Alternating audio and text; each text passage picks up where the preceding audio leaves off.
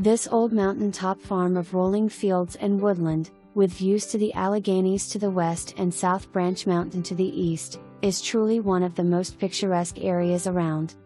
Fenced and partially cross-fenced and presently leased for pasture, it has an old house on it that is most likely past restoration.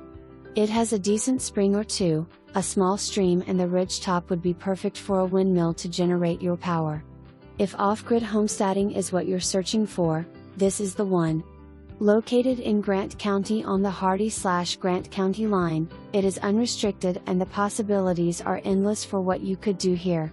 Within a half hour of river access/shopping/medical in progressive Moorefield, and an hour to Davis for skiing and outdoor recreation, this location is perfectly situated on a low-traffic county road with lots of privacy.